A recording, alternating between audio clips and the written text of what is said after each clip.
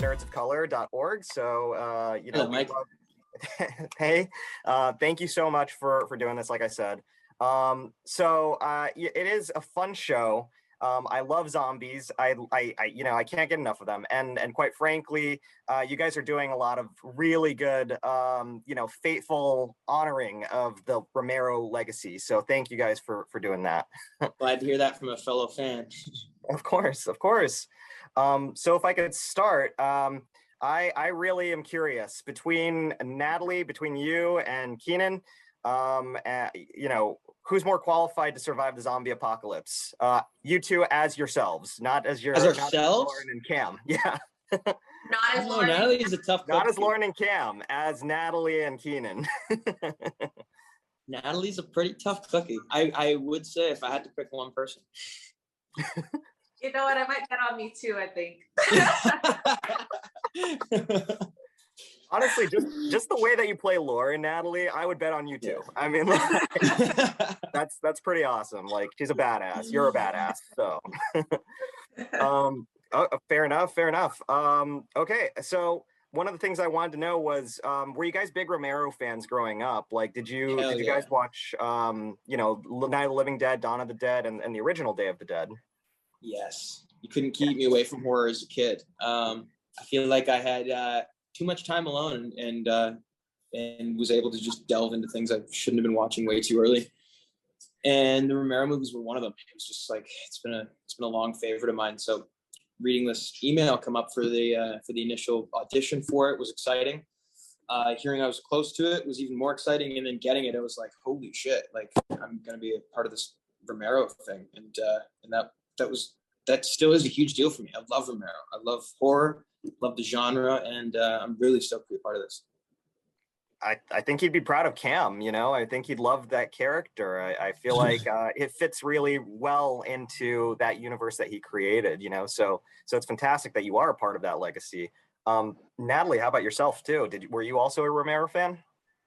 Well, I've been a huge zombie fan, and I've known of Romero just by watching The Walking Dead and watching interviews and stuff like that. I had heard about Romero, but I watched a lot of the films, all of the films actually, before we started shooting, and it made it, especially knowing the legacy that he created for zombies, it made it a little bit like, it added the pressure. I'll definitely say that. It added the pressure of wanting to do it justice. Because of the complexity of his zombies and the work that he did, and like, it was more than just about zombies. There was so many layers. The social commentary aspect for me is what resonated to me, because the work that he did and the commentary on race and privilege and such at the time, that was a big deal, and so that added for me the pressure for sure going into this. That actually is a perfect segue into my next question, which is zombie movies, of course, on the surface level, we all know are about the dead and, horrific stuff. But you touched on it perfectly in the fact that they're really about more than that. They're really about humanity. What do you think it is about zombie movies that lets us explore humanity as a theme? I think it ignites people as a human species, as opposed to individual races or even just political groups. I think, old presidents would talk about like an alien invasion being this thing that could unite all people. If there was some sort of outside source or outside threat, it would mobilize our human race to unite and front it together. And I think that's probably the thing that zombie movies do the best or zombie things in general. It gives humans an outside enemy as opposed to each other all the time. And you have to just come together and all of a sudden the biggest thing you have in common is you're all just people, and you all have your own things. And now the biggest thing you all have is a common thing. And I think zombie, the genre specifically, has been really good about bringing people together. I agree, and it sort of leads into another question that I had, which was, Natalie, one of Lauren's lines in the third episode, and it's just, you know, I mean, I don't know if it was necessarily meant to be just a comedic line or anything like that, but it was just, I effing hate people. You know, she like says it flat out. And I think we can all be, we're all there some days, you know, there are days where we all just hate people. So yeah. I think the big question for me is, for both of you guys, what's scarier, zombies or people? Listen. People. I would say people. People. Give me the zombies. Yeah, I think people can definitely be scary. I think like this past year could definitely be a huge example as to the reasons why people can definitely be scary. But I think a lot of folks would agree with you on that. One of the things that I love about the series, there's this dark sense of humor to it, this pitch black sense of humor to it, and at times you guys just, I think, you know, Keenan, you had this amazing scene on a lawnmower where you're just mowing over zombie heads, which was disgusting and amazing at the same time.